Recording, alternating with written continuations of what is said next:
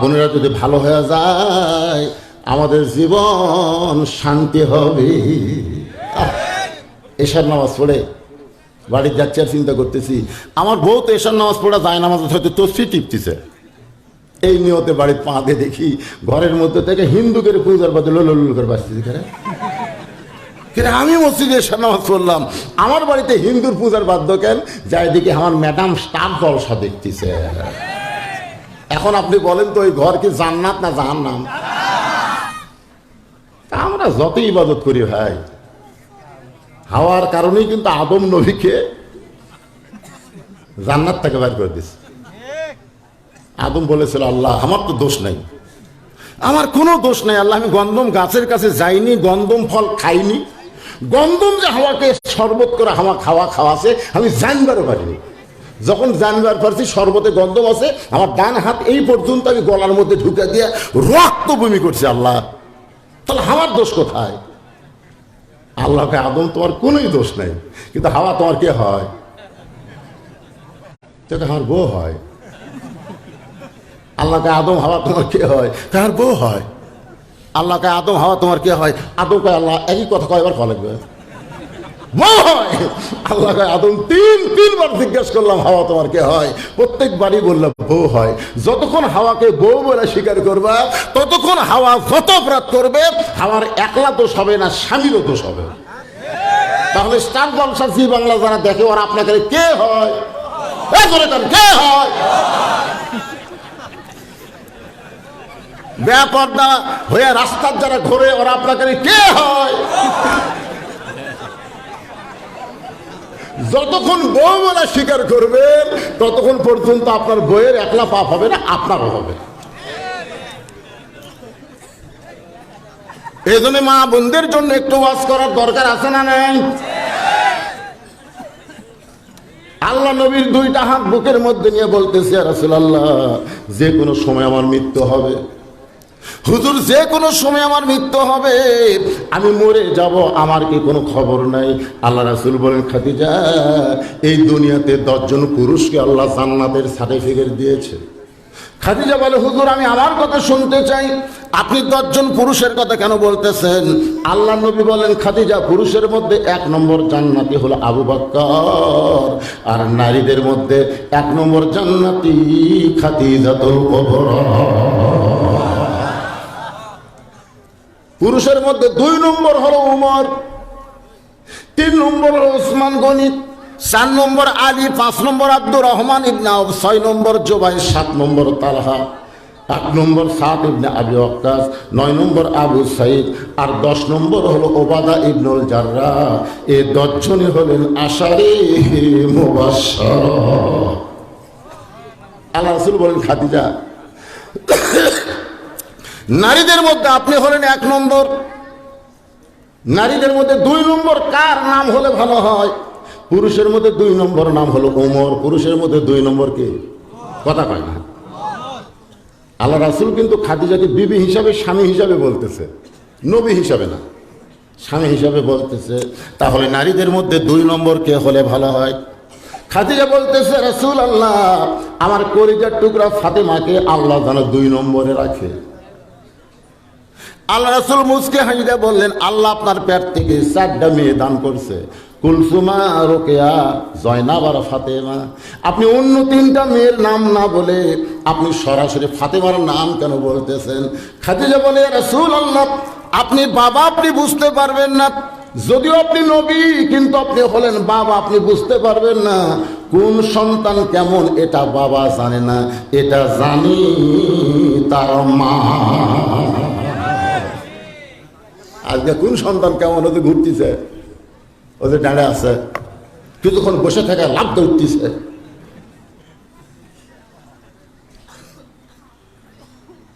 একটা কথা মানে বর্তমান সমাজে আমি পাইছি, আমার এলাকার 2-3টা ডাক্তার আছে, ডাক্তারদেরকে আমি বললাম, কে ভাই আপনাকে বাচ্চা কাচ্চা যে কয়টা হচ্ছে এগুলো কি সিজার করা? ডাক্তার আমার কানে কানে কয়ে, প্রত্যেকটা বাচ্চাই নর্মালে হবে, কিন্তু কতগুলো মাও অধৈর্য, একটু তখন স্বামী কয়, দরকার অটো ভ্যান বেচা তোকে সিজার কর্মরে। দরকার অটো ভ্যান বেচা তো সিজার করবো, কান্দিস না। ডাক্তার কাছে নিয়ে গেছে, ডাক্তার কিন্তু জানে আর 2 দিন পরেই নর্মালে বাচ্চা হবে, এটা কিন্তু ডাক্তার জানে। কিন্তু পরীক্ষা করে বলতেছে বেকা হয়ে আছে, তো মানে ভিতরে পজিশন খারাপ, এখন পেট কাটা ছাড়া বার করা যাবে না। তখন কি করবি? এই টাকা খাওয়ার জন্য ডাক্তার সিজার করে, বাচ্চা এখনো 2 দিন পরে নর্মালে হবে, কিন্তু 2 দিন আগে পেট খেটে বের করছে। ওই বাচ্চার তো ঘুম ভাঙেনি, কারণ 2 দিন পরে আর ঘুম ভাঙবি, তারপরে বানাবি, কিন্তু আগেই বের করছে। ওই আর চেতন পায় না, তখন ডাক্তাররা পাও ধরে ঘুরে, এই যে ঘুরানোর কারণে বেরোনো একটা আঘাত লাগে, অস্থির ছেলে হয়। সিজার করা ছেলেরা হলো অস্থির। ডাক্তার বলে, না হুজুর, আমাদের বউ আমরা সিজার করাই না, কারণ সিজার করলে মায়েদের বিশাল একটা ক্ষতি হয়। ভালো মায়ের পেট কাটা এটা একটা ভালো জিনিস, বিশাল ক্ষতি হয়। কেটে দিয়ে কি আছে হয়েছে হয়েছে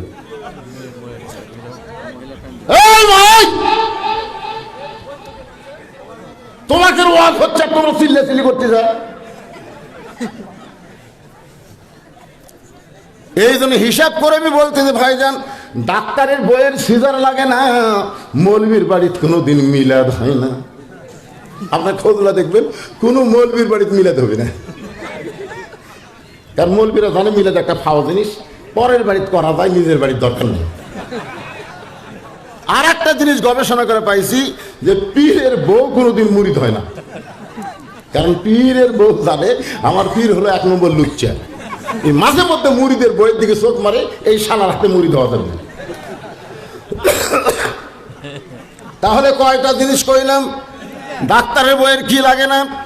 সিজার লাগে না, মৌলবীর বাড়িতে মিলাদ হয় না, আর পীরের বউ মুরিদ হয় না।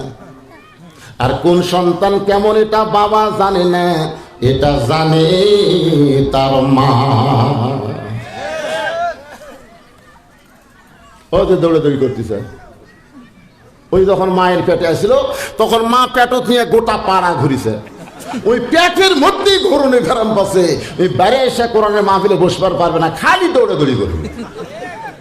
আমার এক ছেলে যুবক বলে, হুজুর 11 মাস আমার খিদা কম, কিন্তু রোজার মাসে খিদা লাগে খুব বেশি, খালি খাবার মন চাই, খালি খিদা লাগে। কারণ কি? আমি বললাম তোর মা বাসা আছে, কাজ আছে, মায়ের কাছে যা। মার কাছে গেলে কি মাই জানবি রে তুই রোজার মাসে কেন খিদা লাগে? ও মার কাছে গিয়ে বলতেছে, মা 11 মাস আমার খিদা লাগে না, রোজার চাঁদ উঠলে খিদা বাড়ে কেন? মা বলতেছে, সর্বনাশ করছে তোর দাদি, তুই যখন আমার পেটে আসলি তোর দাদি আমারে কইছে, বৌমা খবরদার রোজা থাকবা না, রোজা থাকলে আমার লাঠি শুবে দেবে। রোজার মাসে তোকে তাজা করার জন্য আমি রোজা থাকিনি রে, আমিও খাসি, রোজার মধ্যে তোর খাবার অভ্যাস আছে। এই জন্য মা যদি ভালো হয়, সন্তান আল্লাহর ওলি হয়। সুবহানাল্লাহ বলেন। বাবা আনন্দে মাতিয়া সাগরে ভাসাইয়া, আনন্দে মাতিয়া, এই চারটা কেউ কি রে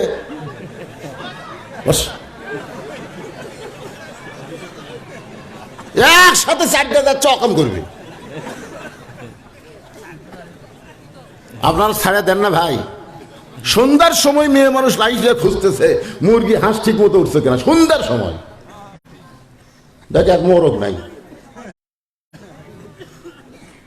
চিন্তা করতেছে আরে আমার মোরগ ঘোড়াত উঠলো না, ঘোড়া আমাকে লাগে ঘোড়া কয়, ঘোড়াত মোরগ উঠলো না কি 14 ফেব্রুয়ারি পালন করবে গেল নাকি? খুঁজতে খুঁজতে দেখে 3 বাড়ি পরে এক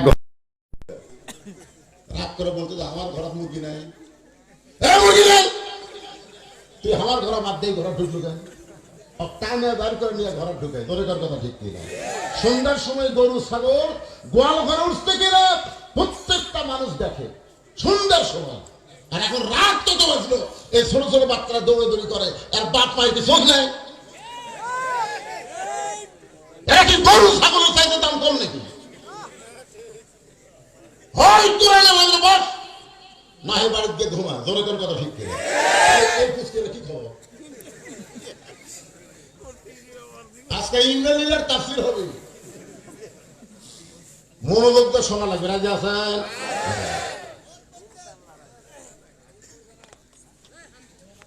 খাদিজাতুল কুবরা বলতেছে, ইয়া রাসূলুল্লাহ, আপনি নবী, আপনি বাবা, কিন্তু আপনি বুঝতে পারবেন না আমার 4টা মেয়ের মধ্যে ফাতেমা হলো আমার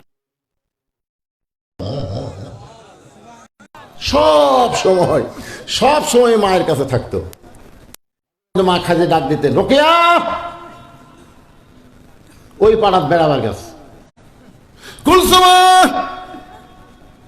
পাশের বাড়ি, জাইনব ঘুম পাড়তিছে, ফাতেমা লপেট। খাদিজা কয়, যখনই আমি ডাকি আমার হাতের কাছে একটা মেয়েকে পাই, সেটাই হলো আমার ফাতেমা। জনগণ সুবহানাল্লাহ। চিন্তা করছেন? খাদিজা বলতেছে, রাসূলুল্লাহ, ফাতেমাকে আল্লাহ যেন 2 নম্বর ঘোষণা করে, 3 নম্বর, 4 নম্বর, 5 নম্বর কোন মেয়ে ঘোষণা করবে সেটা আল্লাহর ব্যাপার, কিন্তু আমার কলিজার চাহিদা হলো আমি হলাম 1 নম্বর, ফাতেমা হবে 2 নম্বর। আল্লাহ রাসূল চোখের পানি বের করে বলেন, খাদিজা, আপনার ফাতেমা তো জান্নাতি নয়। আপনি 2 নম্বর ঘোষণা করতে বলতেছেন, কিন্তু ফাতেমা তো জান্নাতি নয়। খাদিজা চমকে বলে, ইয়া রাসূলুল্লাহ, তাহলে ফাতেমার খবর কি? রাসূল বললেন, জান্নাতি নারীদের নেত্রী। খাদিজা খপ করে বসে নবীর হাত ধরে বলতেছে, পাল্টা দেন, পাল্টা দেন। রাসূল কি পাল্টাবো? বলে, আমি হব নারীদের নেত্রী আর ফাতেমা হবে 1 নম্বর জান্নাতি। আল্লাহ রাসূল চমকে গেল যে মার মেয়ের মধ্যেও মেয়ে মানুষ। বড় মেয়ে তরকারি পাক করে আমাকে খাবার দিয়েছে, মাছের তরকারি, খালি মুখের সামনে ঘুরঘুর করে। আমি বললাম, মা, বাংলাদেশের বহু জায়গায় মাছের তরকারি খাইছি, মাকে তোর হাতের মতন এত স্বাদ নেই। মেয়ে আর 1 টুকরা মাছ দিল, মুসকি মুসকি হাসতেছে যে বাপ আমার তারিফ করতেছে। তাই দেখি ওর মাও খালি গাল ফুলে বসে। আমি কে গো, তোমার কি হলো? এখন তাহলে মেয়ের বাড়ি পার হয়ে যান, খালি আপনার মেয়েই পারে, আমি পারি। এরা কি জাতের? মেয়ের প্রশংসা করলে মা রাগ করে। এই জাতের নামই হলো নারী জাত। জোরে করে কথা ঠিক না? একজন ক্ষমতার চেয়ারে বসে থাকবে, আর একজন অসুস্থ হয়ে মরবি, তাকে বিদেশের মাটিতে ডাক্তার দেখাবার দিবি না, তুই বাংলাদেশে পৌঁছে আমার।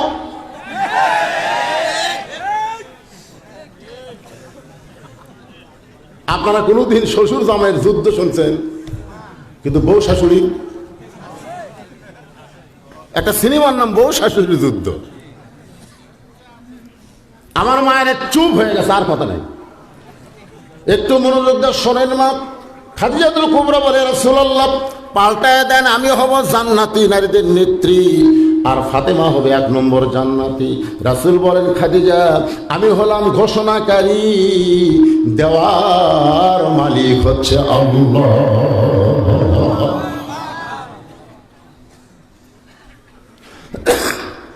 খাদিজা আল্লাহর নবীর হাত চেপে ধরে বলতেছে, রাসূলুল্লাহ, কোন আমলের কারণে ফাতেমাকে আল্লাহ খাতুনে জান্নাত ডিগ্রি দিল, জান্নাতি নারীদের নেত্রী বানালো? ওগো নবী, এটা যতক্ষণ আপনি না বলবেন ততক্ষণ আপনার হাত আমি ছাড়ব। আল্লাহ রাসূল বলে, খাদিজা, আমি তোমাকে একটা প্রশ্ন করি। কি প্রশ্ন করবেন রাসূল?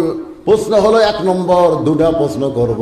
1 নম্বর প্রশ্ন হলো, আপনার মুখের সাইজ কেমন? এটা দুনিয়ার কত পুরুষ বলতে পারে। আপনার দাঁতের সাইজ কেমন? এটা দুনিয়ার কত পুরুষ বলতে পারে। আপনার গায়ের রং কেমন? এটা দুনিয়ার কত পুরুষ বলতে পারে।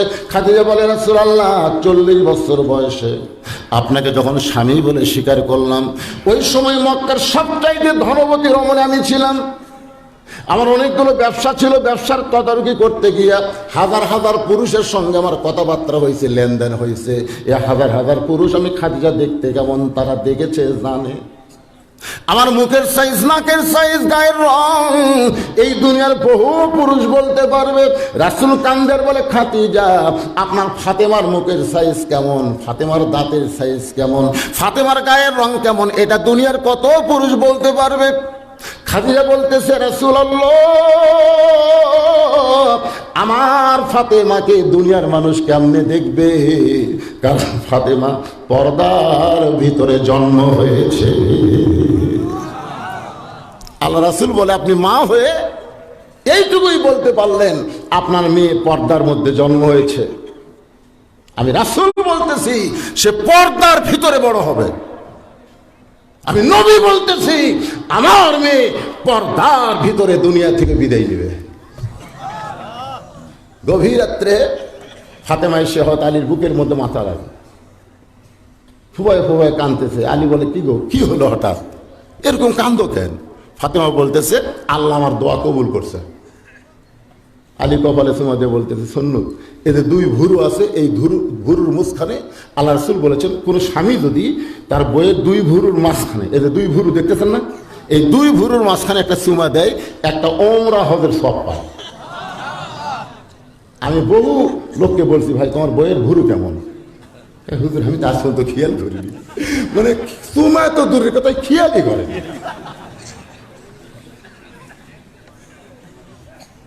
যারা বিয়ে করছেন আজ থেকে চান্স নেবেন, একটা হজের সওয়াব পাবেন। বলে খালি বাপ মায়ের মুখের দিকে তাকালে হজের সওয়াব না, বইয়ের কপালে চুমা খেলে হজের সওয়াব। এখন মায়ের আপত্তি না করলে হয়, কেন কতগুলো মা বলবে, কোন জায়গা চুমা খাবার করলেন? ওই যে বিড়ি খাওয়া খায় ওই ঘরের মধ্যে ঢুকলে আমি লাগ ধরি, ধোকরা পাঠার মতন গন্ধ। আর এই জায়গার চুমা খাবার গেলে তার বমি হবে। তাই বিড়ি খানেওয়ালারা আপাতত চুমা বাদ হবে। কি বুঝলেন? আরে হাসতেছেন, নবীর হাসি আর কি হাসি জানেন? এই যে কোরআনে একটা আয়াত আছে, হুন্না লিবাসুল লাকুম ওয়া আনতুম লিবাসুল লাহুন্না। আপনারা এই আয়াতের তাফসীর জানেন? এই আয়াতের শানে নজুল হলো আল্লাহ রাসূল ঘরের মধ্যে বসে আছেন, ইতিমধ্যে উম্মাহাতুল মুমিনিন মা আয়েশা ঘরের মধ্যে ঢুকছে। সঙ্গে সঙ্গে রাসূল উঠে গিয়ে দরজা বন্ধ করে দিলেন। ঘরের দরজা বন্ধ করছে, জানলা বন্ধ করছে, মা আয়েশা গেলে থরথর করে কাঁপতেছে। রাসূল কয়, কাঁপো কেন? বলে আপনার জুতার পরশে আল্লাহর আহজ ধন্য হয়ে গেছে। সুবহানাল্লাহ। সেই নবীর ঘরের মধ্যে আয়েশা যদি কোনো বেয়াদবি হয়ে যায়, আল্লাহ রাসূল আয়েশা একজন নবীর জুতার পরশে আল্লাহর আরশ ধন্য হয়েছে। একজন নবীর জুতার পরশে আয়েশা বলে, হুজুর আপনি তো সেই নবী। রাসূল বলেন, দরজা যতক্ষণ খোলা ছিল ততক্ষণ আমি সেই নবী ছিলাম, কিন্তু যেই দরজা বন্ধ হয়েছে আমি আর নবী নাই রে আয়েশা, আমি হলাম স্বামী আর তুমি আমার বিবি। আসো। কিসের নবী রে?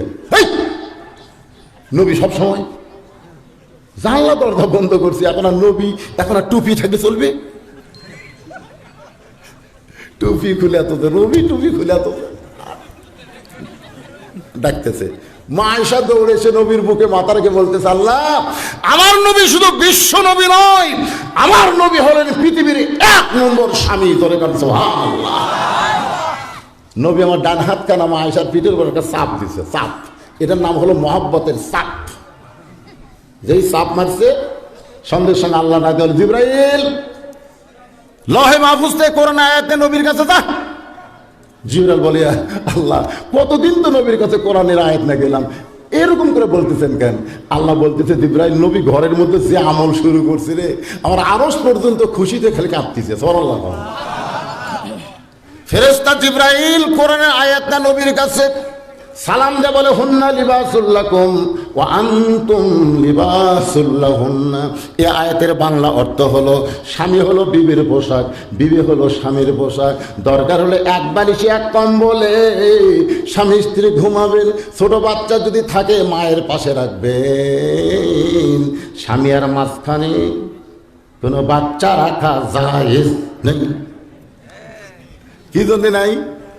1 নম্বর কারণ হলো মাঝখানে দেওয়াল হলো, আর 2 নম্বর কারণ হলো বাপ সারাদিন কাম কাজ করছে, ঘুমের ঘরে যদি ও করে বাচ্চার মুখের উপর হাত তুলে দেয়, বাচ্চা নিঃশ্বাস একটা মরবি। জোরে কান কথা ঠিক নেই, এই জন্য মায়ের সাইডে রাখা লাগবে।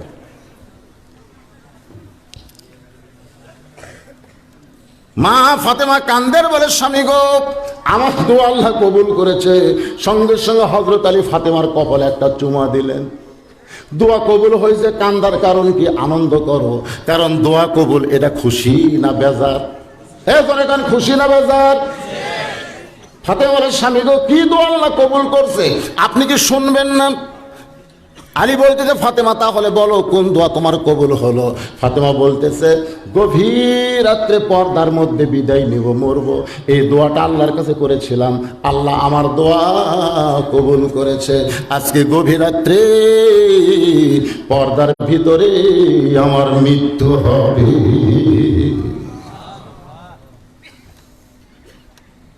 গাছের গোড়া গাছলে যেমন ঠাস করে পড়ে যায়, হযরত আলী তেমনি পড়ে গেলেন ঘরের মাঝে।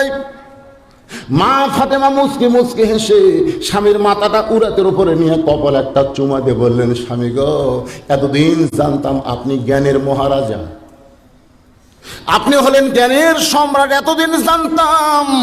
আনা মাদিনাতুল ইলমি ওয়া আলিউ বাবুহা, আমি নবী হচ্ছে ইলমের শহর, আলী হচ্ছে তার দরওয়াজা। আপনি হলেন জ্ঞানের সম্রাট জানতাম, আমি এতদিন বিশ্বাস করতাম আসাদুল্লাহিল গালিব, আপনি হলেন আল্লাহর সিংহ, বীরের বীর। কিন্তু আজকে কি দেখলাম, আমার মৃত্যুর খবর শুনে এমন করে পড়ে গেলেন কেন? ওগো স্বামী, আপনি কি জানেন না আসলে যাইতে হবে? যারা বেশি জ্ঞানী বিশ্বাস করে আসলে কি রে, জোরে কন না কেন, আসলে এই দুনিয়াতে আমরা কেউ থাকার জন্য আসি নাই, আমাদেরকে যাইতে হবে। আমি গভীর রাত্রে মৃত্যুবরণ করব, এইটা শোনার পরে এমন করে কেন কাঁদতেছেন? আমি মরে যাওয়ার পর আমার 3টা চাওয়া পুরা করা লাগবে। আলী কান্দের বলে, ফাতেমা, দুনিয়ার জীবনে গরিব ছিলাম বলে তুমি কিছুই চাইলা না, মরে যাওয়ার পরে তুমি কি চাইবা ফাতেমা? 1 নম্বর চাও হলো আমার জানাজার কোনো ব্যবস্থা করবেন না। আমি মরে যাওয়ার পরে আমার জানাজার কোনো ব্যবস্থা করবেন না, কারণ আমি বিশ্বাস করি বিবির জন্য শুধু স্বামীর দোয়া, দুনিয়ার কোনো মানুষের দোয়ার দরকার নেই। দুনিয়ার সব মানুষ যদি বলে ফাতেমা ভালো, আর আপনি যদি বলেন ভালো না, ফাতেমার কপাল পড়ে গেল। আর দুনিয়ার সমস্ত মানুষ যদি বলে ফাতেমা খারাপ, আর আপনি যদি বলেন আমার ফাতেমা ভালো, এক স্বামীর সার্টিফিকেটে ফাতেমার জন্য আল্লাহ 8টা জান্নাতের দরজা খুলে দিল। ছোট ছোট বাচ্চারা সুবহানাল্লাহ কথা কি বুঝলেন বাবা? আপনারা কি বুঝলেন?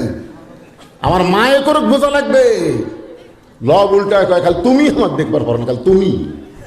গোটা পাড়া খুঁজে দেখো আমার বিরুদ্ধে কেউ নেই।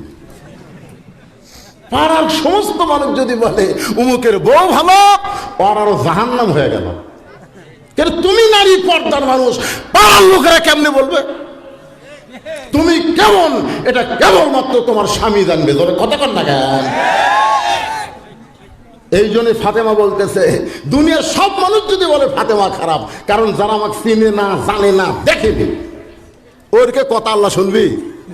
আল্লাহ খেলে আপনার কথা শুনবি। আপনি যদি মুখ দেখা করে থাকেন তাও কপাল খুললো। আর যদি বলেন ফাতেমা ভালো, তাহলে বলার সঙ্গে সঙ্গে 8টা জান্নাতের দরজা খুলে গেল। তাহলে বউ ভালো হওয়া লাগবে কার কাছে? এ জোরে কান, কার কাছে? এ মায়েরা যারা পর্দার অন্তরে বসে আছেন শোনেন, স্বামীর কাছে ভালো হতে হবে। 9 বছরের ফাতেমা হাতের মধ্যে চুরি দিয়ে মুচকি মুচকি হাসতেছে। রাসূল ঘরের মধ্যে ঢুকতে গিয়ে আর ঢোকেন নাই। ফাতেমা চমকে গেল, যে বাবা ঘরের মধ্যে ঢুকে আমাকে মা বলে আদর করে, সে বাবা ঢুকলো না কেন? ফাতেমা বের হয়ে দেখে বারান্দায় রাসূল কাঁদতেছে। ফাতেমা বলল, বাবা কি জন্য কাঁদেন? বলে, মা যে দুনিয়াতে সাজবে আল্লাহ তার আখিরাতের সাজ কমা দিবে। এ কথা শোনার সঙ্গে সঙ্গে ফাতেমা হাতের চুরি খুলে মাটি ফেলে দিচ্ছে। নবী চুরি করে পকেটে রাখলেন। ফাতেমা বললেন, বাবা যেই চুরি হাতে দেওয়ার কারণে আপনি ঘরে ঢুকলেন না, বারান্দায় কাঁদলেন, সে চুরি ফেলে দিলাম, পুড়ে গেল, পকেটে রাখলেন। রাসূল বলে, ফাতেমা রাগ করছিস কেন? আয় আমার কাছে আয়। নবী তার মেয়েকে বলতেছে, শোন, একদিন তোর নাকে এ নাকফুল পরায় দেবো, একদিন তোর কানে কানের দুল পরায় দেবো, একদিন তোর গলায় মালা পরায় দেবো। ফাতেমা বলে, বাবা সেই দৃশ্য কবে দেখবো? আল্লাহ রাসূল বলেন, যেদিন তোমার বিবাহ হবে।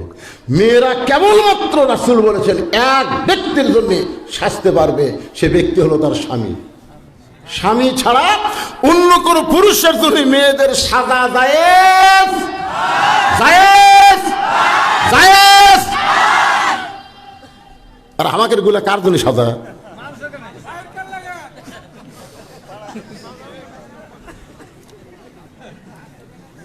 দাদা বাঁচা আছে, দাদি মরে গেছে। এখন বুড়া মানুষ বেটার ঘরে ঢুকছে, দেখে যে বেটা আর বেটার বউ টিভি দেখতেছে। বাপ চিন্তা করে বেটার ঘর ঢোকা যাবে না, বেটার বউ টিভি দেখতেছে, এটি বুড়া মানুষ কেমনি ঢুকে। তখন লাতির ঘরে ঢুকছে, লাতি দাদাকে লাতির ঘরে ঢুকে দেখে লাতি মাইকেল জ্যাকসনের গান দেখছে, দেখে হাত মারতেছে এইদিকে, পা মারতেছে এইদিকে। দাদাকে ওরে বাবারে, এর ঘরে ঢুকলে তো লাত্তি খামারা লাগবে, যাই নাতনির ঘর যাই। দাদা এবার বুড়া মানুষ নাতনির ঘরে যায়, দেখে নাতনি ড্রেসিং টেবিলের সামনে বসে খুর দিয়ে ভুরু চাষতেছে, খুর দিয়ে ভুরু চাষতেছে। দাদা বসতে কিনা আল্লাহ দাও ভুরু চাষে কেন, দেখি তো কি করে। তারপরে মেকআপ করতেছে।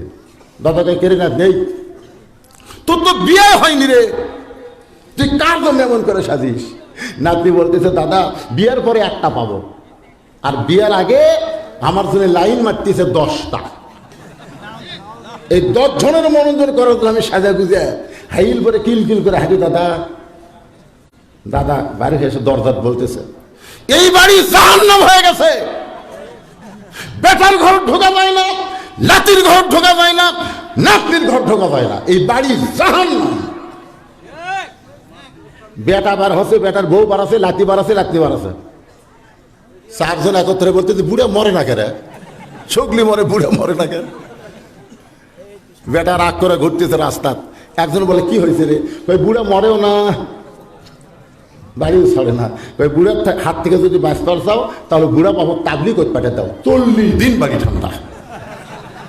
এক চিল্লে আসবার সাথে আবার টেকে দেখো 2 চিল্লে, আবার আসতে 3 চিল্লে, পরে যদি আসে বলে জীবন চিল্লে। ওর এত চিল্লে না, হাউস বাইরে দেয় চিল্লে, এই বাড়ির জানার চিল্লে চিল্লে না করে। আর জোয়ান থাকলে বেটারা সব ঘুরতেছে ফিরতেছে, বাপক পাঠাতে চিল্লে। আমার গ্রামে এক তবলিগ জমাত আছে ভাই, এক মুরব্বী পায়খানতে পড়ে গেছে, ওকে কেউ টানে বার করতেছে না। ওই টানে বার করে মুরব্বী এই বুড়া বয়সে লাতি লুত করে সেবা নেবেন, বেটার সেবা নেবেন, সেটা বাদ দিয়ে কি কাম শুরু করলেন? আমাদের বাড়ি থাকবে দেয় না বা, খালি টাকা দিয়ে বার করে চিল্লে বেটি, চিল্লে বেটি। ইন্নালিল্লাহ, যে বাবার মুখ দেখলে হজের সব, সেই বাবাকে বাড়ি থেকে বাইর করে দাও, আর তোমরা ঘরের মধ্যে মৌজ মারো। একটু মনোযোগ দিয়ে কথাগুলো শুনবেন। ফাতেমা বলে স্বামী গো, আমার 2 নম্বর চাওয়া হলো আমি রাতের বেলা মরব, রাতের বেলায় কিন্তু আমাকে দাফন করা লাগবে।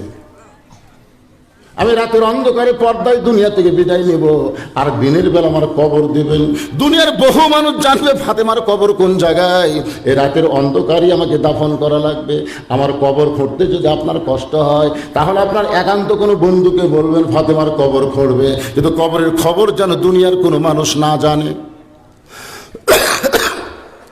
ওগো স্বামী, আমার 3 নম্বর চাওয়া হলো আমার লাশটা কিন্তু খাটনিতে তুলবেন না। আমার লাশ খাটনিতে তুললে 4 জন মানুষ যে কান্দে নেবে। আমি ফাতেমা হিসাব করে দেখলাম 4 জন পুরুষ মানুষ আমার দুনিয়াতে নাই। যদি আমার বাবা থাকতো দুনিয়ায়, মরা মেয়ের লাশের খাটনি বাবা কান্দে নেবার পারত। আমার হাসান হোসেন যদি বড় হইতো তাহলে মায়ের লাশের খাটনি কান্দে নেবার পারত। কিন্তু আমার হাসান হোসেন এত ছোট, আমি হিসাব করে দেখলাম শুধু আপনি আমার লাশটা কান্দে করে নিয়ে ওই জান্নাতুল বাকির পূর্ব কোণায় সবুজ রঙের একটা বাতি জ্বলবে, ওই বাতি বরাবর আমাকে দাফন করবেন। আল্লাহর নবী বলেন, খাদিজা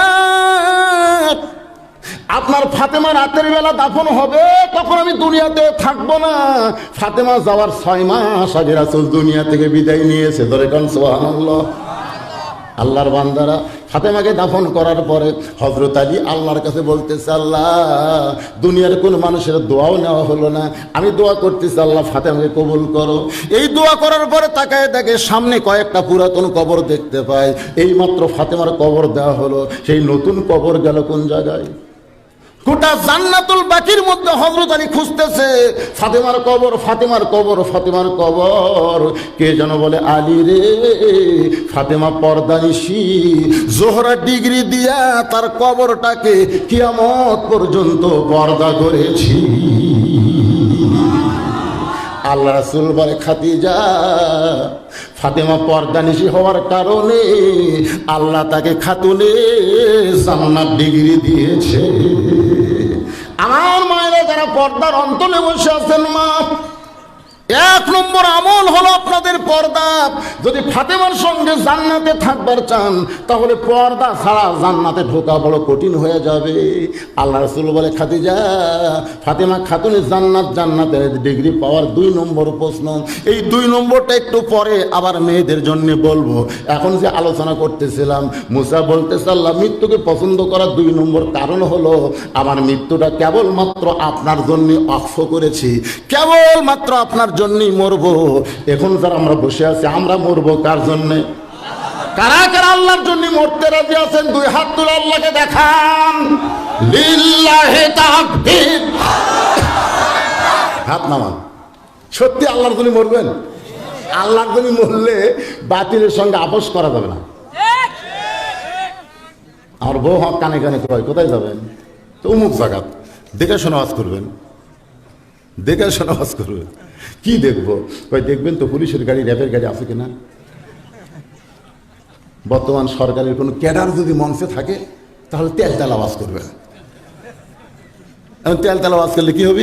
আপনি বাড়িতে এসে পারবেন, আপনি ধরবি না। আমি বললাম পাগলা, তুই তো কইলি তেলতেল আওয়াজ করলে পুলিশ ধরবি না, র্যাব ধরবি না। যদি আজরাইল ধরে, আমার বুক চুম করছে। চুম করলে কেন?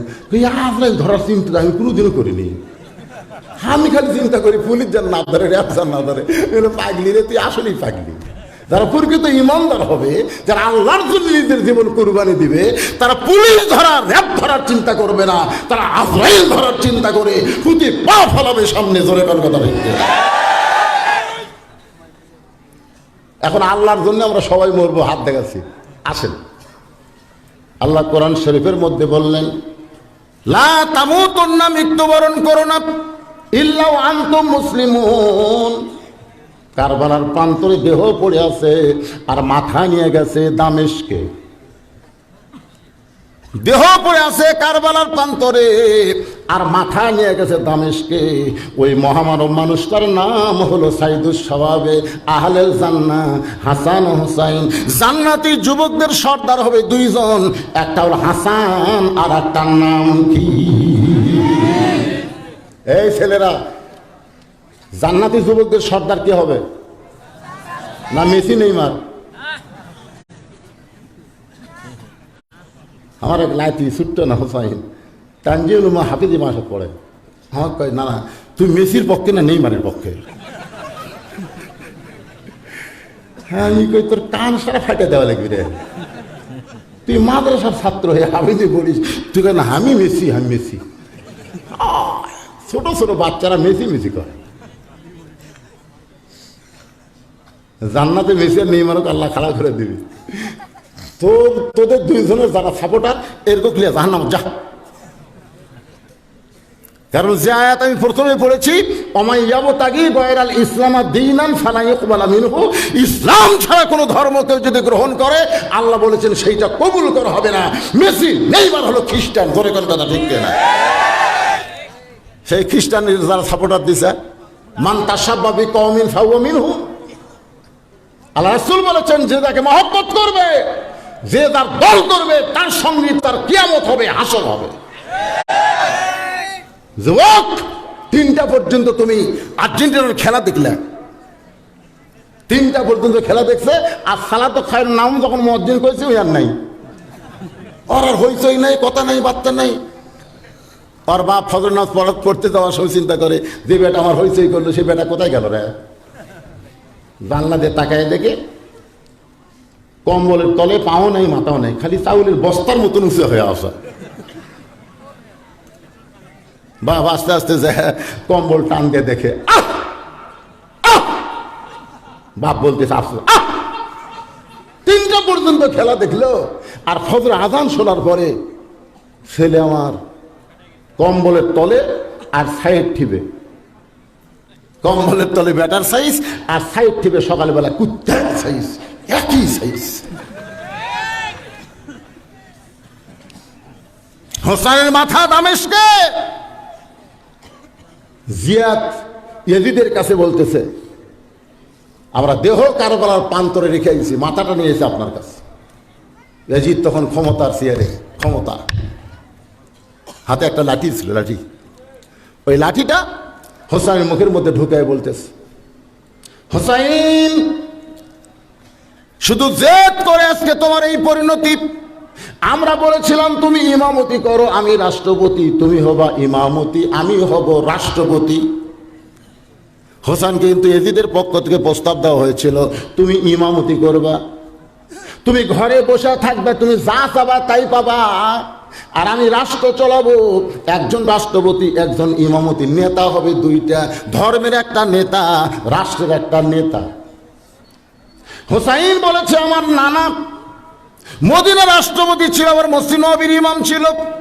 আবু বকর মদিনার রাষ্ট্রপতি ছিল, মসজিদের ইমাম ছিল। ওমর মদিনার রাষ্ট্রপতি, অর্ধ পৃথিবীর রাষ্ট্রপতি, আবার মসজিদের ইমাম ছিল। ওসমান মদিনার রাষ্ট্রপতি, আবার মসজিদের ইমাম ছিল। হযরত আলী মদিনার রাষ্ট্রপতি, আবার মসজিদের ইমাম ছিল। তাহলে তুমি ইয়াজিদ যদি রাষ্ট্রপতি হও, তোমাকে ইমামতিও করা লাগবে। তখন ইয়াজিদ বলল, না, মাথার টুপি আর দাড়ি আমার বিরক্ত লাগে, মাথার টুপি আর দাড়ি বিরক্ত লাগে। টুপিওয়ালা জিএমবি জঙ্গি। শোনেন, আল্লাহ রাসূলের ইসলামকে দুনিয়াতে প্রতিষ্ঠা করার জন্য হোসাইন রাদিয়াল্লাহু চেষ্টা করেছে, ধরে কোন কথা ঠিক কিনা? অথচ তার দেহ পড়ে আছে কারবালায়, আর মাথা নিয়ে গেছে ইয়াজিদের হাতে একটা লাঠি। লাঠি লাঠি রাখা সুন্নত, আপনারা লাঠি থবেন। আল্লাহ রাসূল লাঠি ব্যবহার করছে। মসজিদ নববীর নিচের তলা হলো মদিনা মিউজিয়াম, আমি ওখানে ঢুকে দেখলাম রাসূলের হাতের লাঠি আছে, যত্ন করে রাইখা দিয়েছে, কিয়ামত পর্যন্ত থাকবে। সুবহানাল্লাহ। আমার ড্রাইভার আমাকে শুধু বললো, হুজুর আমি গাড়ি গ্যারেজে রাখতেছি, আপনি বাসার যান। আমি গেট খুলে গেল, বাসার ঢুক পড়তেছি, ওই আম গাছের তলে চারটা কুত্তে ঘুম পাড়তেছে। ওরা আমার কালো জুব্বা দেখে কি মনে করলো, খাও খাও করে আমার ধরলো, এমনভাবে খাও খাও করে ধরলো, মনে হলো আমার জুব্বা কামড়া ছেড়ে ফেলে দিবে। আমি ইন্নাহুম ইয়াকিদুনা কাইদা আকিদু কাইদু দোয়া পড়তেছি, দোয়া ইউনুস পড়তেছি, তারপর আয়াতুল কুরসি পড়ি, না কুত্তে সরে না। তখন আমার ইমান বলতেছে, হুজুর তোমার মুখে দোয়া আছে কিন্তু হাতের লাঠি নাই। দোয়ার সাথে যদি লাঠি ব্যবহার করতে, একটা কুত্তার পাশার দাড়ি মারলে বাকি চারটা এমনি দৌড় মারত। আমরা দীর্ঘদিন হলে কারাবন্দি আলেমদের জন্য দোয়া করতেছি, কিন্তু কাজ হচ্ছে না, কারণ আমাদের এখানে দোয়া আছে, লাঠি নাই। ধরে বল কি নাই, ও কথা শোনেন, ইন্নালিল্লাহর ওয়াজ হচ্ছে, কথা শোনেন, ইন্নালিল্লাহ। এই দুই হাত খালি দোয়ার জন্য আল্লাহ দেয় নাই, এই দুই হাত জালেমের জুলুমকে শেষ করার জন্য আল্লাহ দিয়েছে। ধরে কোন কথা ঠিক কিনা? এই খালি দোয়া, খালি দোয়া, খালি দোয়া।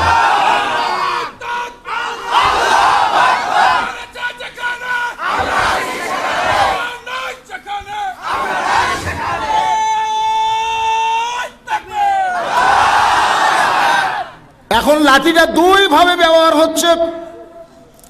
এখন ইয়াজিদ হোসেন মুখের মধ্যে ঢুকায় বলে, তুমি জেদ হয়ে তুমি শেষ হয়ে গেলে হোসাইন, তুমি শেষ হয়ে গেলে, আমি এখন ক্ষমতায়, আমি এখন চেয়ারে বসে আছি, তুমি কোথায় আর আমি কোথায়? ইয়াজিদের সামনে হাজার হাজার জনগণ, একটা জনগণ লোকমা দেয় না, একটা জনগণ ইয়াজিদের কথার উপরে কথা বলতেছে না। সবাই চিন্তা করতেছে, কথা বললি, কথা বললি। আপনার সত্যি করে বলেন তো, ইমান আগে না জীবন আগে? এ কথা কন না, পারে ইমান আগে না জীবন আগে? এখন অনেকে বলে জীবন বাঁচান ফরজ। জীবন বাঁচান ফরজ নয়, ইন্নালিল্লাহ। সবচাইতে বড় বিপদ হলো মানুষ যখন জীবনকে ফরজ মনে করবে, আর সুবহানাল্লাহ হলো জীবনকে ফরজ না মনে করে ইমানকে যারা ফরজ মনে করবে। জোরে জোরে কথা ঠিক কিনা? আপনাদের কাছে ইমানের দাম বেশি না জীবনের দাম বেশি? সবাই মাথা নিচু করে বসে আছে, সবাই মাথা নিচু করে বসে আছে, কেউ কোনো কথা বলতেছে না, চিন্তা করতেছে যদি লোকমা দেই, এদিক যে কথা বলতেছে অন্যায় কথা বলতেছে, যদি বলি তাহলে তো আমারও মাথা যাবে। কেউ লোকমা দেয় না, দেশে আইলো কলিকাল, ভেড়া সাটে বাঘের গাল। সবাই কর না কেন? দেশে আইলো কলিকাল, ভেড়া সাটে বাঘের গাল। হক কথা বললে তোমায় জেলে দিবে রে, হক কথা বললে তোমায় রিমান্ডে নিবে রে।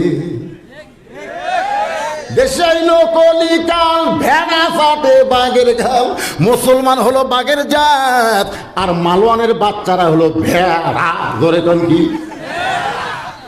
এখন আমাদের গাল চাটতিছে ওই ভারত, আর আমরা বাঘ হয়ে ঘুম পাড়তিছে, ওরা আমাদের গাল চাটতিছে। দেখতেছেন না কি হারে স্টার জলসা জি বাংলা ঢুকে দিছে, বউগুলা সবার দখল দিছে। পেন্সিল দিয়া ইয়াবা দিয়া আমাদের যুবকগুলোকে ওরা শেষ করে দিচ্ছে। তোরে কথা কর না, কথা কর না। মানুষ বললে ইন্নালিল্লাহ, ইন্নালিল্লাহ হচ্ছে বিপদের আয়াত।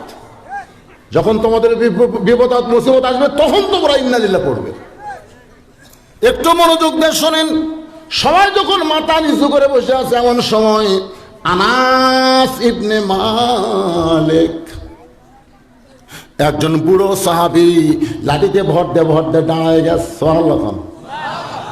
80 বছরের বয়স একজন বুড়া সাহাবী লাঠির ভর দা খাড়া হয়ে বলতে, ইয়াজিদ, এই কথা দেখে করেন, ইয়াজিদ, মুখে যা আসে তাই বলতে পারো না। সমস্ত দরবার চুপ করছে।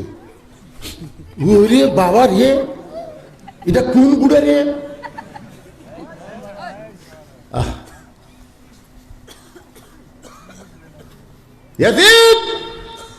মুখে যা আসে তাই বলতে পারো না। তুমি যার মুখে লাঠি ঢুকাই তিরস্কার করতেছো, তুমি তাকে চিনো না, তুমি তাকে চিনো না। আমি একাধারে 10 বছর রাসূলের খাদেম ছিলাম। আমি ঘরের মধ্যে দাঁড়িয়ে আছি, রাসূল আমার নামাজের শেষ দেয়। আল্লাহ রাসূল শুধু ফরজ নামাজ জামাতে আদায় করছেন, বেশিরভাগ সুন্নত নফল ঘরে আদায় করছেন। রাসূল বলেছেন, তোমাদের ঘরকে তোমরা গোরস্থান বানায়ো না। আপনারা জানেন জুমার নামাজের পরে 4 রাকাত সুন্নত আমরা মসজিদে পড়ি, ওইটা বাড়িতে এসে পড়লে 2 রাকাত পড়লে মসজিদে 4 রাকাতের সমান সওয়াব। এরকম নফল নামাজের শেষ রাত গেছে আল্লাহর নবী। প্রত্যেক হোসাইন দৌড়ে এসে বলতেছে, নানার পিঠে চড়ে বল, চল ঘোড়া চল, চল ঘোড়া চল। আনাস রাদিয়াল্লাহু চমকে উঠছে, নবী আমার নামাজের শেষ দেয়, আর ছোট্ট হোসেন পিঠে চড়ে বলতে, চল ঘোড়া চল, চল ঘোড়া চল। আনাস বলে, বেয়াদবি সহ্য করতে না পেরে আমি আস্তে করে গিয়ে হোসেনকে নবীর পিঠ থেকে নামাবার চাই, কিন্তু নবীর শেষ দ্বারত অবস্থায় হাত দিয়ে নিষেধ করলেন। আমি আনাস সরে আসলাম, কিন্তু কোন পরে হোসেন বলতেছে, যেই ঘোড়া চলে না সেই ঘোড়ার পিঠে চড়ে লাভটা কি? এই বলে যখন বের হয়ে গেল, এমন সময় নবী নামাজ শেষ করে আমাকে ডাক দিল। আমি বললাম, ইয়া রাসূলুল্লাহ, হোসেনকে পিঠ থেকে নামাবার চাইলাম, কিন্তু আপনি নামাজ পড়া অবস্থায় নিষেধ করলেন কেন? আল্লাহ রাসূল বলে, আনাস রে, আমিও হোসেনকে নামাবার চাইছিলাম, কিন্তু নামাজের মালিক আল্লাহ ডাক দেয় বলে, হাবিব, আমার নামাজের চিন্তা করে আপনি হোসেনকে পিঠ থেকে নামাবেন না। আপনি যেমন হোসেনকে ভালোবাসেন, আমি আল্লাহ তেমন ভালোবাসি। যে হোসেন নানার পিঠে চড়ে নানা ঘোড়া বাড়ালে আল্লাহর ভালো লাগে, তুমি তার মুখের মধ্যে লাঠি ঢুকেছ। ইয়াজিদ, একদিন তুমি শেষ হয়ে যাবে, হোসাইন কোনদিন শেষ হবে না। আসলে গোটা পৃথিবী খুঁজে চিৎকার পাওয়া যায় না, আর প্রত্যেক পাড়ায় পাড়ায় হোসাইন জোরে বলেন, কথা ঠিক ঠিক না?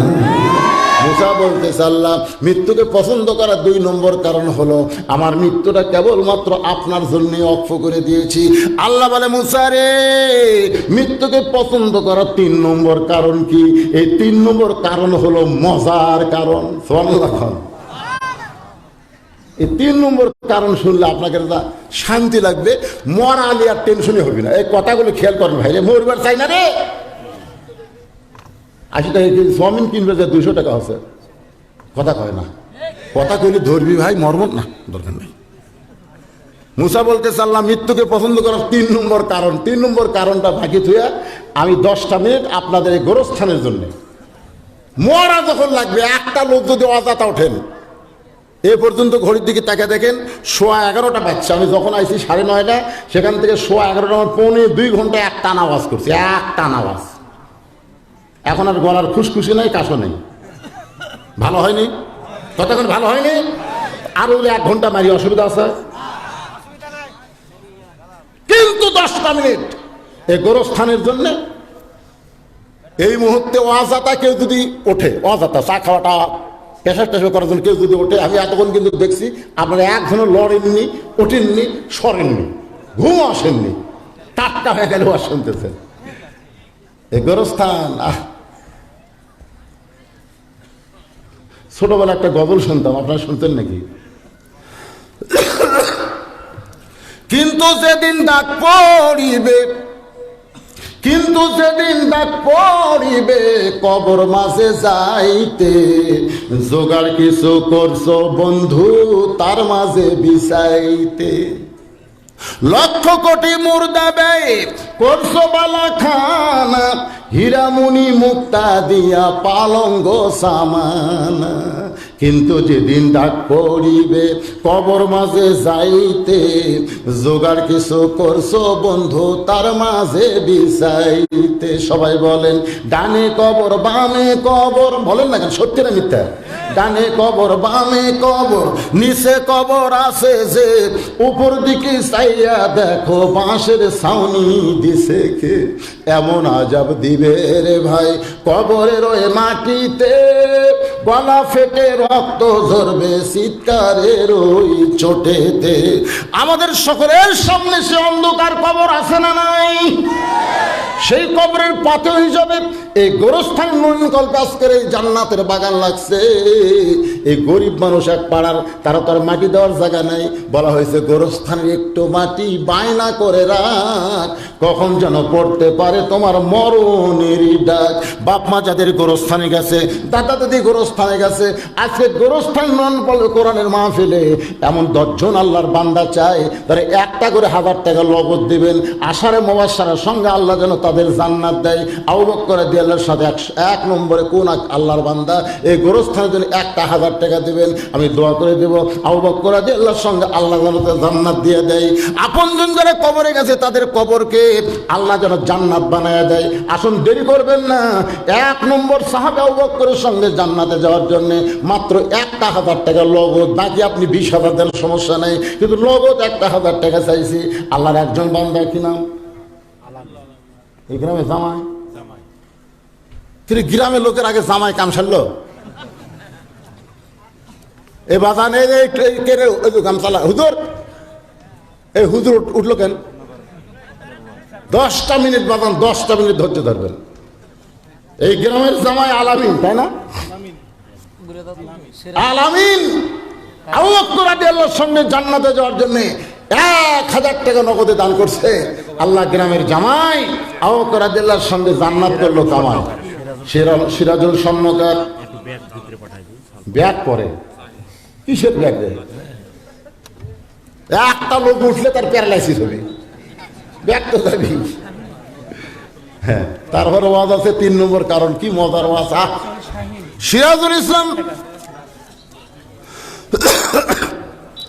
2 নম্বর জান্নাতি ওমর ফারুক রাদিয়াল্লাহু সঙ্গে আল্লাহ জান্নাত দেয়, 1000 টাকা দান করেছে। বদিউজ্জামান নাসল আল্লাহ 3 নম্বর জান্নাতে ওসমান গনির সঙ্গে আল্লাহ জান্নাত দেয়, ধরে কারণ আমি 10টার মধ্যে 3টা পাওয়া গেছে। 4 নম্বর হক আলীর সঙ্গে, আনারুল মাস্টার হক আলী রাদিয়াল্লাহুর সঙ্গে জান্নাতে যাওয়ার জন্য 1000 টাকা দান করছে। আল্লাহ আপনি কবুল করেন, আল্লাহুম্মা আমিন। সিরাজুল স্বর্ণকার আব্দুর রহমান ইবনে আওফ রাদিয়াল্লাহুর সঙ্গে জান্নাতের 5 নম্বর জান্নাতে আব্দুর রহমান আওফের সঙ্গে আল্লাহ কবুল করেন। শাহিন 6 নম্বর জান্নাতে জুবাইরের সঙ্গে আল্লাহ যেন কবুল করে 1000 টাকা দিয়ে। 7 নম্বর সাদ ইবনে আবি ওয়াক্কাস নবীর মামার সঙ্গে জান্নাতে কে যাবেন, 7টা জাহান্নাম আল্লাহ হারাম করে দেবে। তাড়াতাড়ি আসেন ভাই, কত হলে কত টাকা কত দিকে চইলা যায়। এই গোরস্থানে দান করিলে দুনিয়া এবং আখিরাতে আল্লাহ মিলাইয়া দেয়। এই মাঝখান থেকে যাই প্রথম উঠলো অজাতা, তারা উঠলো আগে, যে ব্যক্তি আগে উঠছে সমস্ত লোক ওটার পাপ আল্লাহর কান্দর দিবে, কারণ ওটা শুরু করছে। উঠবেন কেন? মাসুদ রানা 1000 টাকা দিয়ে সাদ ইবনে আবি ওয়াক্কাস নবীর মামার সঙ্গে, আয় আল্লাহ জান্নাতে আল্লাহ আপনি কবুল করেন, আল্লাহ কবুল করেন। 8 নম্বর 8টা জান্নাত আল্লাহ দিয়ে দিবে। কোন আল্লাহর পাগল করেন? 8 নম্বর জান্নাতে আবু সাইদের সঙ্গে জান্নাতে যাবেন। একটু আসেন ভাই, 1000 টাকা দিবেন, আল্লাহ 10 জন জান্নাতের সঙ্গে 10 জন কবুল করেন। কামরুজ্জামান মাস্টার কাকনহাট, উনি দিয়েছেন 30,000 টাকা, 5,000 টাকা দিয়ে গেছেন। লিল্লাহি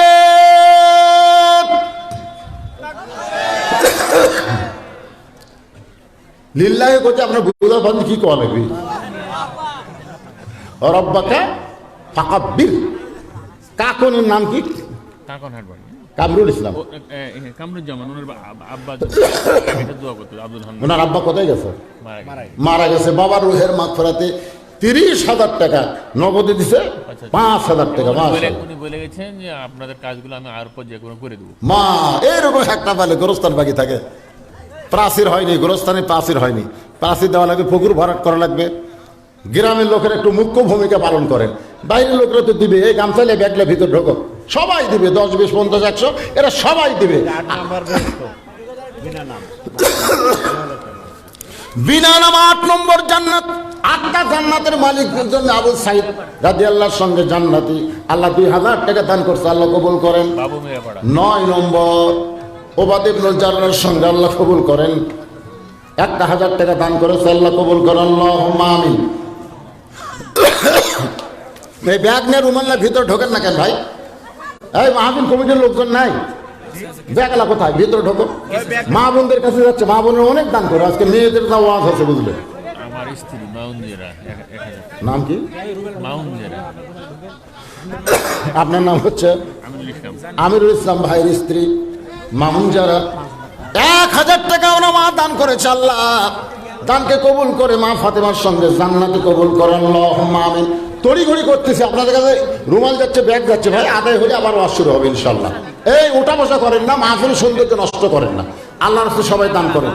10, 20, 50, 100 দিবার পারবেন না আপনারা? আপনাদের কাছে ব্যাগ যাবে, কারা কারা টাকা দিবেন না হাত তুলেন তো দেখি। কারা কারা টাকা দিবেন তার একটা হাত দেখান তো আল্লাহর কাছে দেখি। মাশাআল্লাহ সবাই টাকা দিবে, হাত নামান, সবাই দিবে, অনেক টাকা আদায় হবে, সবাই হাত তুলেছে। বাবু মিরাপাড়া কি দিল? 1000 টাকা দান করেছে। আল্লাহ দানকে কবুল করেন। আশারা মুবাশশারা হয়ে গেছে। ইদ্রিস আলী 1000 টাকা দান করেছে। আল্লাহ আশারে মুবাশশারার সঙ্গে তাকে জান্নাতি কবুল করেন। আল্লাহুম্মা আমিন। এই যে অতিথির নাম দিয়েছেন এনারা দিছে, এই বিশেষ অতিথিবৃন্দ এনারা আসে নাই নাকি? জনাব মোহাম্মদ মশিউর রহমান বাবু, জনাব মোহাম্মদ জান্নাতুন নাইম মুন্নি, মেয়ে মানুষ নাকি? ও মহিলা ভাই চেয়ারম্যান। আমার ভাইয়ের কথা কয়া লাগবে, তাই প্রধান অতিথি কি দিবেন?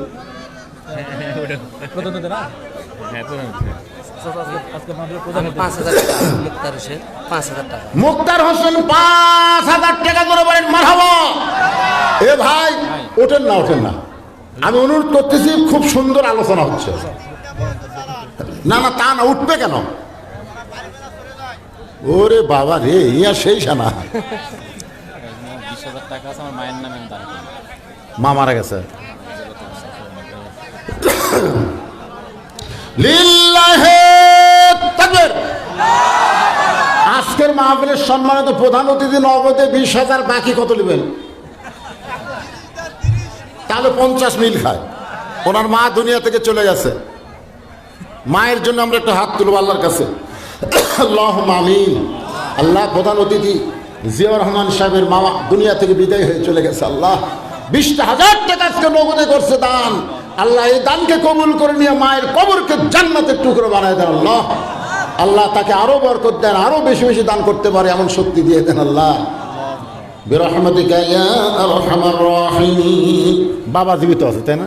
আল্লাহ বাবার হায়াতকে বাড়ায় দেন, এই নিয়ামতের হায়াতে তাই আল্লাহ দান করুক। জোরে কোন আমিন।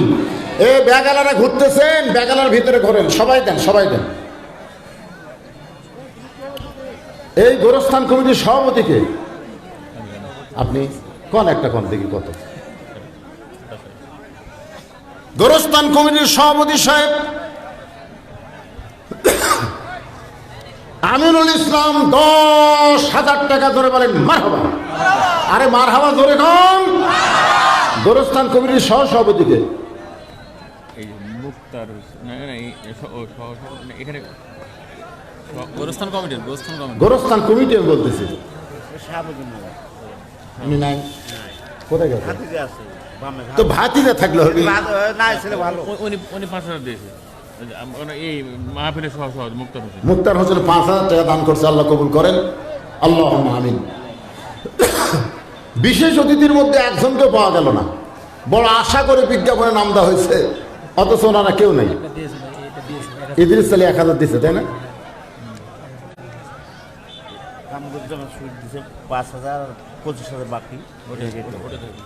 কামরুজ্জামান সুইদ।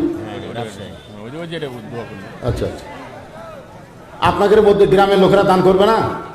আচ্ছা, মুক্তার মেম্বার এখন এই মুক্তার মেম্বার সাহেব, এই মুক্তার মেম্বার সাহেব কোথায় রে?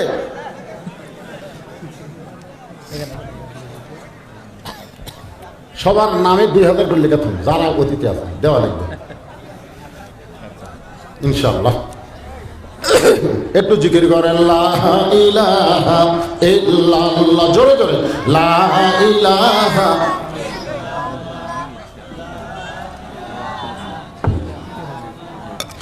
লা ইলাহা ইল্লাল্লাহ মুহাম্মাদুর রাসূলুল্লাহ সাল্লাল্লাহু আলাইহি সাল্লাম। যারা দাঁড়ালেন এখন বসেন। আল্লাহ বলে মুসা মৃত্যুকে পছন্দ করার 3 নম্বর কারণ কি? মুসা বলতেছে আল্লাহ মৃত্যুকে পছন্দ করার 3 নম্বর কারণ শুনবেন না? 1 নম্বর কারণ কি মনে নাই? 1 নম্বর কারণ তো অত্যন্ত মজার কারণ, না মরলে জান্নাতে যাওয়া। 2 নম্বর কারণ হলো মরবো কার জন্যে? আরো জোরে বলেন কার জন্যে? 3 নম্বর কারণ, কারণ বলার আগে আমি একটা গান গাইতেছি আপনাদের কাছে, দেখেন তো আপনারা কারণ খুঁজে পান কিনা। একজন অসহায় 500 দান করলো মায়ের জন্য দোয়া। মায়ের জন্য দোয়া চাই, 500 টাকা দান করে 1000 টাকা, এটা 1000 না ভাঙাই দিছি। ও ভাঙে দিছে, 500 টাকা দান করছে, আল্লাহ কবুল করেন। চলতে পথে 2 দিন থামিলাম, যাবার কালে একজন আরো দেখা না পাইলাম। এ ছেলেরা গান বোঝো, এটা সাদা কালা গান, কাঁচা বাদাম কি গান? গানটা ইন্দ্র কিশোর করছে, খ্রিস্টান হোক এখন ধারা 200 টাকা নাও, কিন্তু গানটা কত ভালো। মিরাপাড়া আলামিন 200 টাকার নগদ 1 মণ ধান। মিরাপাড়া আলামিন 200 টাকা নগদ, বাকি 1 মণ ধান দান করছে, আল্লাহ কবুল করেন, আল্লাহুম্মা আমিন। আসলে প্রধান বক্তা দিয়ে আদায় হয় না। এই দেখেন কি সুন্দর মাহফিল ছিল। তবে একটা জিনিস ভালো, কারণ ধানের মধ্যে অনেক সিটা পাতান থাকে। আপনার সিটা পাতান কর না কি কর? ধানের মধ্যে থাকে ধানের মতোই ঢপ, তার নাম কি? ভিতরে দানা নাই, পাতান পাতানো। অনেকে মনে করতেছে এত ধান এত ধান, তখন একজন বুদ্ধি দিয়ে বলতে সব ধান লয় তো, বাতাস দে। তখন বিশাল একটা ফ্যান, এখনকার ফ্যান নামছে সেই রকম, ফ্যান দিয়ে বাতাস দিছে ভাই, এই ধানগুলো এটি পড়ে আর সিটা পাতান সব উড়ে উড়ে চলে যায়। তখন কে রে এতক্ষণ মনে করছিল এলাও ধান রে, এখন থেকে না এত ধান লা। তো এতক্ষণ যারা ওয়াজ শুনছে মনে করছিলাম সবাই মানে এক, যেই আদায় শুরু হয়েছে সিটা পাতা সব উড়ে গেছে। তোর কথা ঠিক কিনা? এখন যে কয়টা আছে হলো দানাদার ধান, ইমানদার। এই সামনে আসেন, তো ফাঁকা পুরো করেন, সামনে আসেন, সামনে আসেন। 3 নম্বর কারণ মজা করে শোনাবো, সামনে আসেন, আসেন সব উঠে। একবার বসে আছেন আর একবার বসেন, 2 জায়গা আপনার জান্নাতের সাক্ষী হবে। মুজাফর 500 টাকা, মুজাফর 500 টাকা দান করছে, আল্লাহ কবুল করে। আপনি দেখি হলো, আপনি খবর দিন, আপনার সাথে আছে।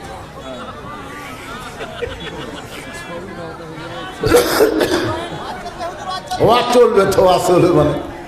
হ্যাঁ বসেন বসেন, সবাই আসেন বসেন, যারা দাঁড়িয়ে আছেন তারা আপনারা বসেন। লা ইলাহা ইল্লাল্লাহ, লা ইলাহা ইল্লাল্লাহ, লা ইলাহা, লা ইলাহা ইল্লাল্লাহ, মুহাম্মাদুর রাসূলুল্লাহ সাল্লাল্লাহু আলাইহি সাল্লাম। কত জনকে কত কি দিলাম, কেন গানটা জানেন না?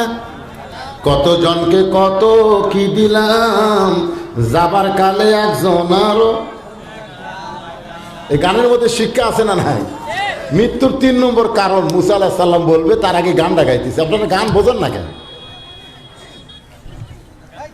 চলতে পথে 2 দিন থামিলাম, যাবার কালে একজন আরো দেখা না পাইলাম। ও আমার সাদের মালা যায় রে ছিঁড়ে, রইব না আর বেশি দিন তোদের মাঝারে। বঙ্গবন্ধু শেখ মুজিবুর রহমান দুনিয়া থেকে বিদায় নিছে। বাংলার মুসলমান খুব একটা জানে না, তখন মিডিয়া এমন শক্তিশালী ছিল না। জিয়াউর রহমান যখন দুনিয়া থেকে বিদায় নিছে, তখন মোটামুটি টেলিভিশন ছিল, কিন্তু ফেসবুক ইউটিউব ছিল না। জোরে কোন ঠিক কিনা? কিন্তু জিল্লুর রহমান যখন মরে গেল, তখন বাংলাদেশে অনেকগুলো channel, TV channel, ATN channel, সব চ্যানেল থেকে প্রচার করতেছে। আমি নিজে দেখছি, একজন ঘোষক এরকম বলতেছে, শোনেন মুসানবীর 3 নম্বর কারণ শোনেন। মুসানবী বলার আগে আমি আপনাকে বুঝান, বুঝলে সহজে বুঝতে পারেন। একজন ঘোষক বলতেছে মাইক দিয়া, এখন যা আসবে এমনি আসবে, আর করবে না। 5 স্তরের নিরাপত্তা আছে। কয় স্তরের? Army, RAB, BJP, police, answer বাহিনী। তোমরা কি প্রস্তুত? তখন ঠাস ঠাস করে গুলি করলো। আমি নিজে দেখলাম, চ্যানেলে প্রচার করতে ঠাস ঠাস করে গুলি করলো। মুনকির নাকির বলতেছে, আল্লাহ যে হারে নিরাপত্তা দেওয়া শুরু হলো, আমরা কি ফেরত যাবো? আপনাদের কি মনে হচ্ছে ফেরত যাবে? ওদের একটা গান আছে, যদি ফুলগুলো হয় অভিমানে ঝরে যায়, আমি মালা গেথে বলো কারে পরাবো, সে যে কেন এলো না, কিছু ভালো লাগে না, কবরে আসুক।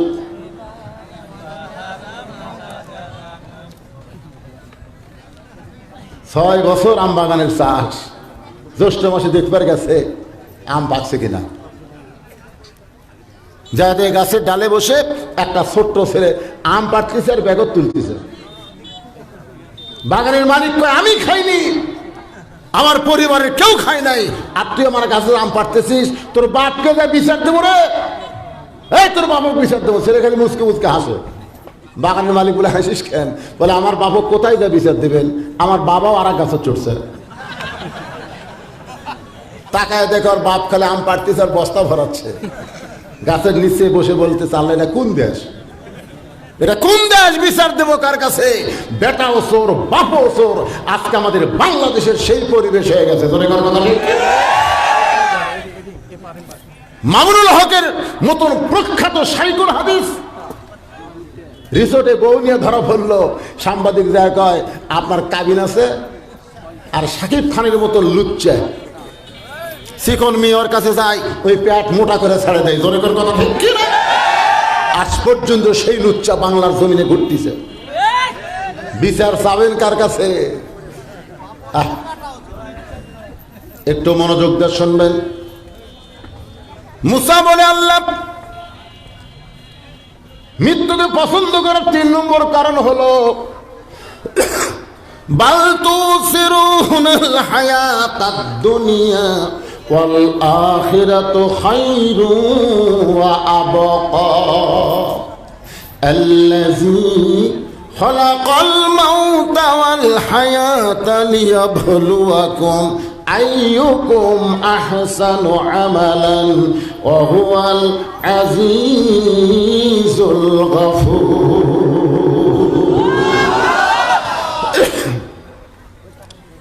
আমরা কি জন্য বাংলাদেশে আইছি? এই দুনিয়াতে আসার পিছনে আমাদের কারণ কি? এই ভাই, এই শোনেন, আল্লাহ কিন্তু বলেছেন ওমা খলাকতুল জিন্না ওয়াল ইনসা ইল্লা লিয়াবুদুন, জিন এবং মানুষকে শুধুমাত্র কেবলমাত্র আমার ইবাদতের জন্য সৃষ্টি করছি। কিসের জন্য? স্বল্প সময়।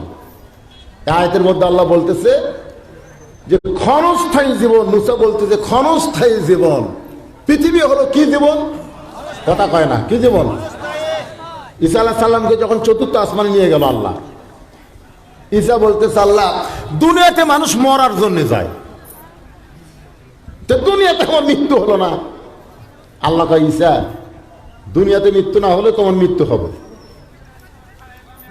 ঈসা বলতেছে আল্লাহ তাহলে চতুর্থ আসমানে কি আমার মৃত্যু হবে? আল্লাহ বলেন আর ঈসা না, আবার তোমাকে দুনিয়াতে প্রেরণ করা হবে, এই দুনিয়াতেই তোমার মৃত্যু হবে। মুসা বলতেছে আল্লাহ এই ক্ষণস্থায়ী জীবনের পরিসমাপ্তি হবে মৃত্যুর মাধ্যমে, এমন একটা জীবন পাবো যেই জীবনটা হলো চিরস্থায়ী। সুবহানাল্লাহ কন্যা কেন? আপনারা বলেন তো দুনিয়া চিরস্থায়ী না ক্ষণস্থায়ী? আর আখেরাত? তাহলে আমাদের কাছে ক্ষণস্থায়ী ভালো না চিরস্থায়ী ভালো? তাহলে ক্ষণস্থায়ী জীবনের পরিসমাপ্তি হবে, মৃত্যুর মাধ্যমে চিরস্থায়ী জীবন আমরা পেয়ে যাব। এই চিরস্থায়ী জীবনে রাসূল বলেছেন তোমরা প্রথম যে কবরে যাবে এই কবরে তোমাদেরকে 50,000 বছর থাকা লাগবে। কবরের জগতে থাকা লাগবে কত বছর? এ ধরে কোন কত বছর? আসলে 50,000 বছর? আপনাদের কি মনে হয়? আল্লাহ যখন বললেন ফাদখুলি ফি ইবাদি ওয়াদখুলি জান্নাতি, যে আমার গোলাম হলো সে জান্নাতে ঢুকলো। কবরে আমাদের দেহ যাবে, কবরে যাওয়ার পরে আমাদেরকে 3টা প্রশ্ন করবে। ভাইজান শোনেন একটু মনোযোগ দিয়ে। আলাস্তু বিরব্বিকুম, প্রথম আমি বলেছিলাম ওয়াজের শুরুতে, মনে আছে আপনাদের? রুহের জগতে আল্লাহ প্রশ্ন করেছিল আমি কি তোমাদের রব নই? কবরের জগতে গিয়েও প্রথম প্রশ্ন হবে মান রব্বুকা, তোমার রবকে। এই প্রশ্ন যেই মাত্র আমাদের করবে সঙ্গে সঙ্গে আমাদের নামাজ দাঁড়িয়ে যাবে। এই মুনকির নাকি রে, কাকে রব সম্পর্কে প্রশ্ন করতেছো? কাকে? তুমি জানো দৈনিক কয় রাকাত নামাজ পড়ছে? 5 ওয়াক্ত নামাজে কয় রাকাত? সুন্নত কয় রাকাত, নফল কয় রাকাত পড়ছে জানো? প্রত্যেক রাকাত শুরু করার পরে আলহামদুলিল্লাহ রাব্বিল আলামিন কইছে এই ব্যক্তি। রুকুতে গিয়ে বলেছে রব্বিল আযীম, সিজদাত বলেছে রব্বিল আলা। যে লোকটা সারা জীবন নামাজের ভিতরে রব রব বলে আল্লাহকে স্বীকার করলো, সেই লোকটা কবরে আসার পরে আবার মান রব্বুকা। মুনকির নাকির কয় আল্লাহ যে হারে নামাজ খেপে গেছে, আমরা কি করি? আল্লাহ বলতেছে যার জীবনে নামাজ আছে তার কবরে রবের উত্তর হয়ে গেছে। সুবহানাল্লাহ কন্যা কেন? যে জন নামাজ পড়ে না, শয়তানের নানা কবর যে 1 নম্বরই আটকে দেবে। একজন কবি হুজুর আমি কি জুম্মার নামাজ পড়ি না?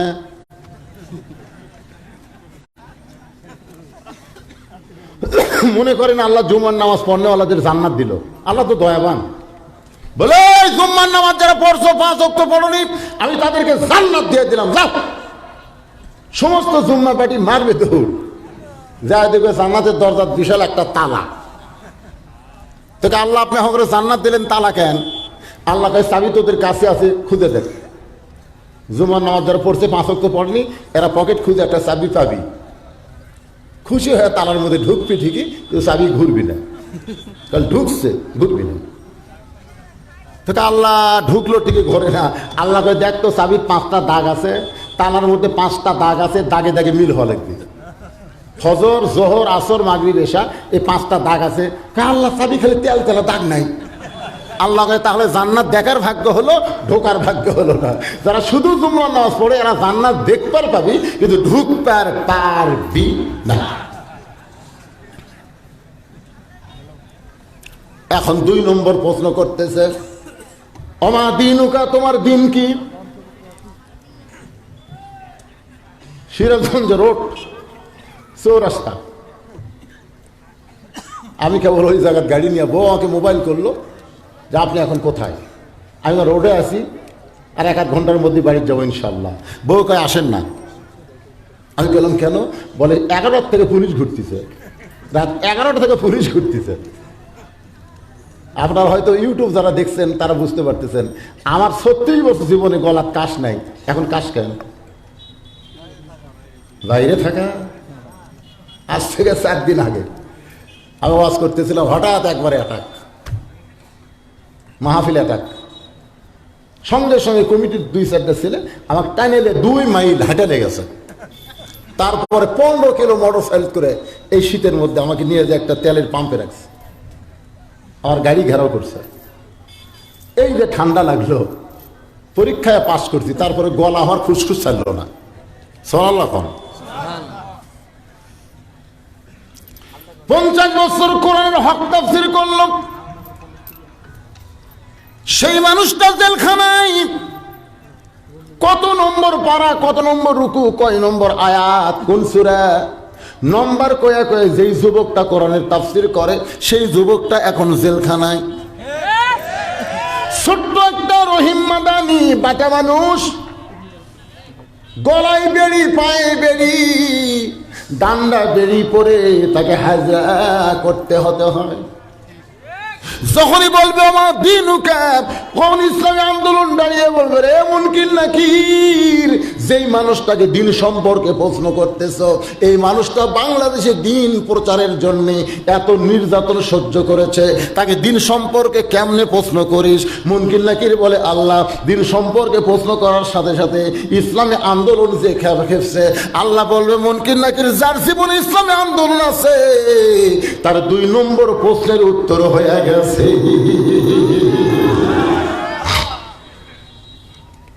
এবার মুনকির নাকির বলবে অমান নাবিউকা, তোমার নবীকে। নবী দূর থেকে দৌড়ে এসে বলবি, নবী এসে বলবে কাকে নবী সম্পর্কে প্রশ্ন করিস? যার মুখে দাঁড়িয়ে মাথায় টুপি থাকার কারণে বাংলাদেশে পরীক্ষা করেছে, চেক করেছে, প্যান্ট শাটালার গাড়ি চলে যায় যমুনা ব্রিজ পার হয়ে, কোনো চেক নাই, কিন্তু হুজুরের গাড়ি পার হলি রে আটকায় দেয়। জিএমবি জঙ্গি বলে। আমার ছোট মেয়ে আব্দুল বারী রশিদের সঙ্গে যার বিয়ে হয়েছে, ও যখন ক্লাস 7-এ পড়তো, এক সময় টিভি দেখে আমাকে বলতেছে আব্বু আজকে 2 জন জঙ্গি ধরা পড়ছে, এই জঙ্গি কোন জঙ্গলে থাকে? আমার মেয়ে বুঝতে পারে নাই, মনে করছে জঙ্গলে থাকে, এরাই ধরা পড়ছে। আমি তখন চোখের পানি নিয়ে বললাম মা তোমার বাবা যেদিন ধরা পড়বে সেই দিন প্রচার হবে আজকেও একটা জঙ্গি ধরা পড়ছে। আমার মেয়ে তো এত কান্না শুরু করে দিল, আব্বু তুমি ধরা পড়লে জঙ্গি কেন বলবে? আমি কইলাম এই বাংলাদেশে কোরআনকে যারা জমিনে চালু করবার চায়, বাতিল ওই নাস্তিক তাদের জিএমবি আর জঙ্গি আল্লাহ নবী বলে এই মুনকির নাকি যে আমার টুপি দাড়ি ধরার কারণে, আমি রাসূলের পথ অনুসরণ করার কারণে দুনিয়াতে শেখের মধ্যে পড়েছে, জঙ্গি জিএমবি ডিগ্রি পেয়েছে, আমাকে নবী বলার আগে আমি নবী তাকে উম্মত বলে স্বীকার করে নিলাম। মুসা বলতেছে আল্লাহ মৃত্যুকে পছন্দ করার 3 নম্বর কারণ হলো ক্ষণস্থায়ী জীবনের পরিসমাপ্তি হবে শান্তিময়, চিরজীবন আখেরাতে পাওয়া যাবে। শান্তিময় আখেরাত যদি আমরা চাই, তাহলে আজকে যে আলোচনা আমি দীর্ঘ সময় ধরে করলাম, এই আলোচনাগুলো আমল করার দরকার আছে না নাই? দরকার আছে না নাই? আল্লাহ পাক আমাদের সকলের জীবনে কবুল করুন। সকলে বলে আল্লাহুম্মা আমিন। ফজরের নামাজ জামাতে আদায় করা লাগবে, রাজি আছেন? এই জন্যে তুলে দিয়েছে 9:30, নিয়ত করছিলাম 11:30 শেষ করবো। ভাইজান আমরা গোরস্থানের মাহফিল, গোরস্থান আমাদের যেতে হবে, এই জন্য সবাই দোয়া করবো আল্লাহর কাছে।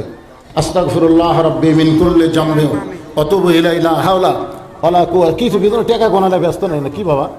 দান করা শেষ? কোহিনুর ঝাড়ুয়া পাড়া। কোহিনুর মেয়ে মানুষ না পুরুষ মানুষ? মেয়ে মানুষ। কোহিনুর মা 1000 টাকা দান করছে, আল্লাহ তার দানকে কবুল করেন। দোয়া করে দিলেন ভাইজান। আল্লাহুম্মা আমিন। আল্লাহুম্মা আনতাস সালাম ওয়া মিনকাস সালাম তাবারাকতা ইয়া যাল জালালি ওয়াল ইকরাম। আয় আল্লাহ তাআলা সেই মাগরিবের নামাজের পর থেকে এত রাত পর্যন্ত তোমার পাগল বান্দা বান্দিরা আরামের বাড়ি ঘুম বাদ দিয়া কোরআন হাদিসের মহব্বত করে যাই মিয়া, জান্নাতের বাগানে বসে বসে কোরআন হাদিসের আলোচনা শোনার শেষে আমি গুনাহগারের সঙ্গে রহমতের দরজায় ফকির হয়ে দোকানে হাত তুলেছি। আল্লাহ মেহেরবানি করে আজকের মাহফিল আমাদের সকলের হেদায়েতের জন্য, নাজাতের জন্য, জান্নাতের জন্য কবুল করে নাও। এই মাহফিলের শুরু থেকে শেষ পর্যন্ত যত আলোচনা হয়েছে আল্লাহ, এর মধ্যে যদি ত্রুটি হয়, ভুল হয়, মাফ করে দাও। এর যে হাদিয়া মঞ্জুর করো, সোনার মদিনায়